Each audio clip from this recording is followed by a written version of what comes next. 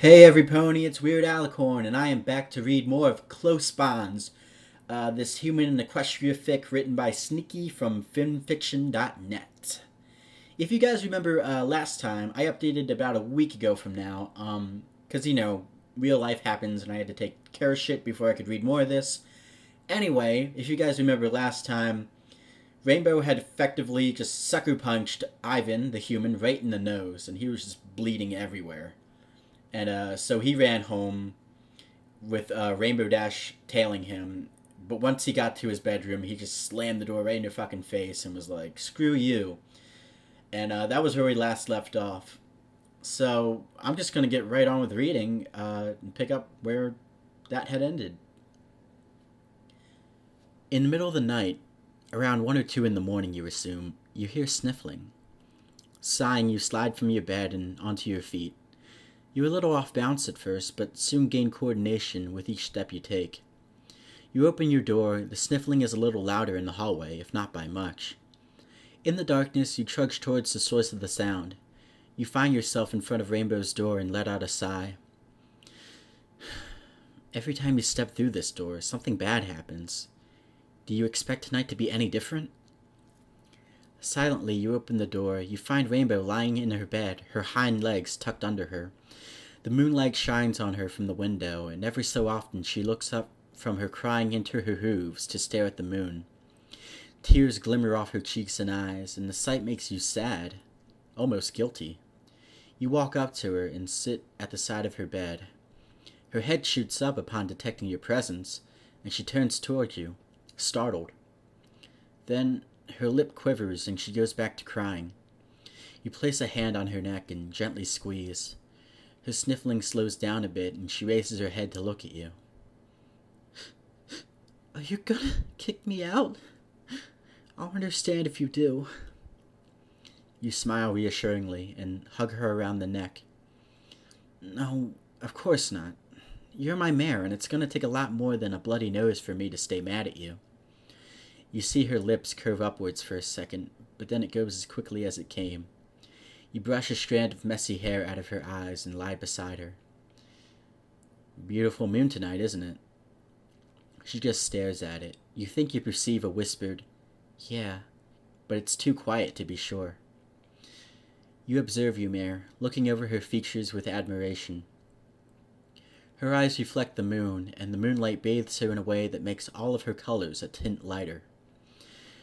Her mane, instead of being neatly combed in the tomboyish fashion that you're used to, hangs down over her neck and around her ears in a random array of different colored strands of hair, reminding you of fireworks. It's truly a beautiful sight. You know, when I hit you, I thought I'd really done it that time. You didn't even yell at me, you just ignored me. And then, when you shut the door on me, I couldn't help but feel alone. I was sure that you hated me. I couldn't hate you.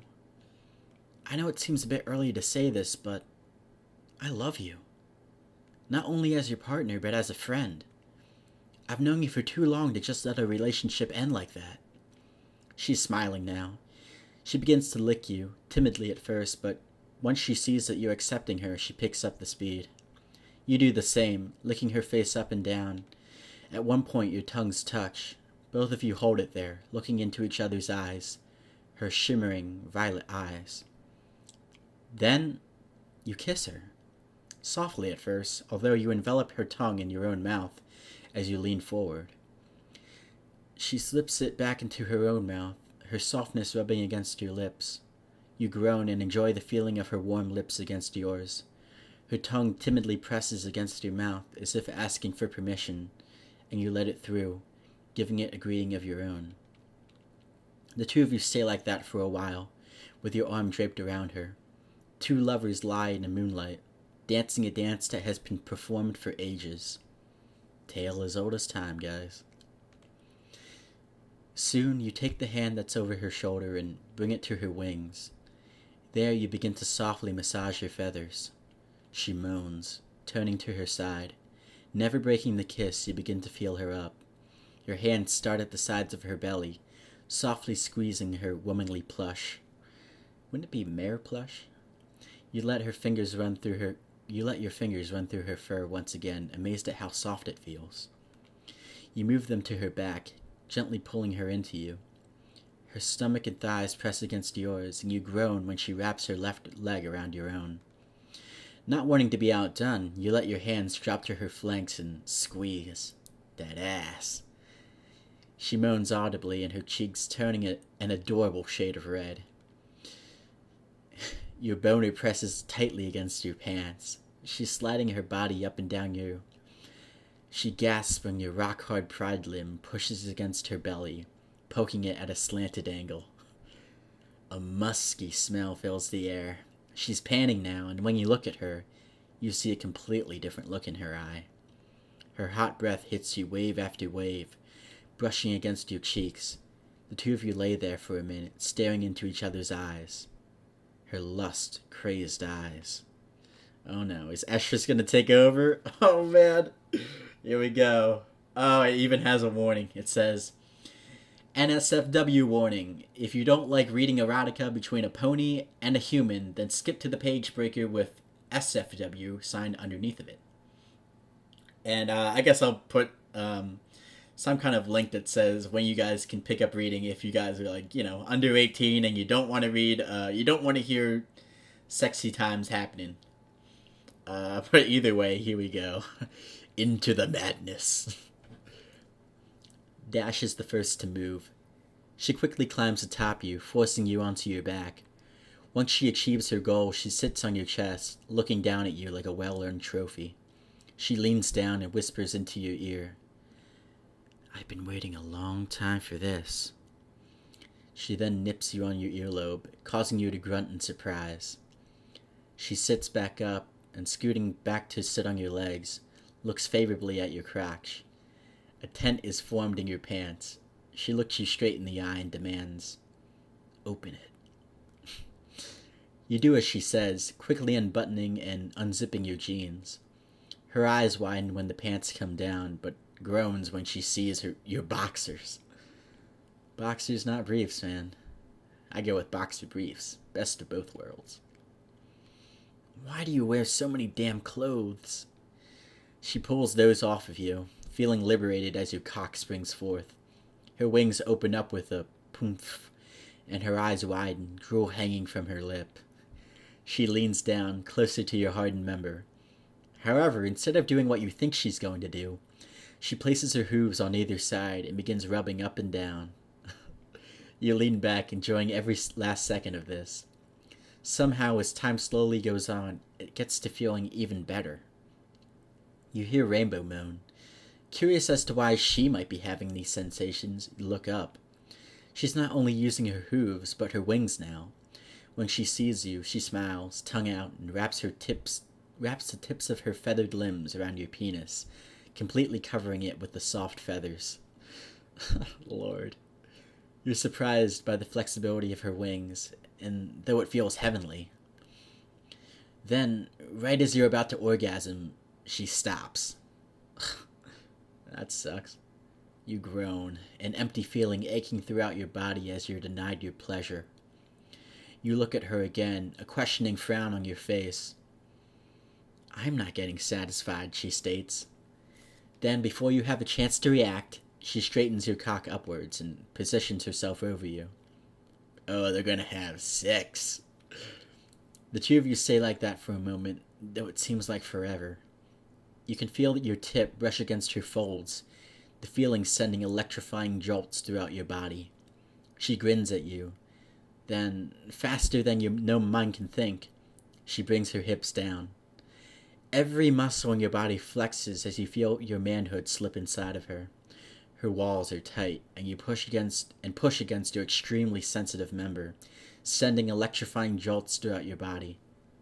Wait, didn't you just use that description? Why do you reuse? Why do you reuse sentences? Oh my gosh. You grip the bed and then thrust upwards, lifting the Cyan Pegasus as high as your hips will go. Those hips don't lie, man. You thrust again and again, lower back never touching the bed as you feel the The cum gush out? Wait, it's already been like one fucking paragraph. Barely even a paragraph, and he's already orgasming. That was the shortest sex ever. Guy's a minute man. She moans, and at the same time her walls tighten. A flood of hot mare juices rushes from her vagina, overflowing and spilling out onto you. Okay, let me just make this straight. No girl is going to come from just having you stick it in. That's not how it works. It takes time and effort, guys. I'm just gonna say that. As your orgasm dies down, you slowly drop back to the bed. Semen and rainbow juice. Rainbow juice? That's amazing. Semen and rainbow juice running down your hips and onto the sheets. Oh, Lord. Okay. That was the end of the sex, apparently. That was very short. I was disappointed. I thought it was going to be like 10 paragraphs of like just full on erotica. But whatever. I guess it's for the best, right, guys? Anyway, we now have the safe for Wuna sign. So for those of you guys who had stopped reading and skipped to this part, they just had sex. That's all you need to know. The two of you lie there, feeling each other's heartbeats and the rise and fall of your chest. She feels so warm. She licks your chest, then slowly climbs up to meet you eye to eye. Then, wrapping her forehooves around your neck, she kisses you on the lips. She pulls back, looks into your eyes, and whispers, "Thank you, Ivan." She then rests her head in the crook of your neck. In return, you wrap your arms around her, softly scratching her back. "Good night, Dash," you whisper softly. You revel in the feeling of her hair washing over your neck and shoulders. "See you tomorrow." And that is the end of Estrus Day 2 and 3. So what did I tell you guys? I was right. I knew I was right. Come on, man. I knew that was going to happen. I knew they were going to have sex. It was inevitable. So, I mean, that kind of just nullified the whole having sex thing. But, whatever. Or not having sex thing, till he's 18. But hey, man, you know, shit happens. I think you're committing more of a taboo of having sex with a pony to begin with than being underage while doing it. So yeah. It's like getting caught for a DWI when you're driving under the age anyway. So it's like, you know, you pick the lesser of two evils. Come on. Anyway, the author's note says, "Ugh, there. My sad first attempt at Klopp. It wasn't that bad. It was just really short. I thought I was doing pretty well until I actually read it. Oh, by the way, my proofreader, H.W. Rogers, decided to start his own thing. It's quite good. You really should check it out." I'm not going to check it out. Sorry. At least not right now. But that was the end of Estrus Day, 2 and 3. And I guess I'll be back with another chapter soon. Hopefully sooner than I was with this one. But until then, spread the peace, love, and tolerance, and all that shit. And I will catch you later.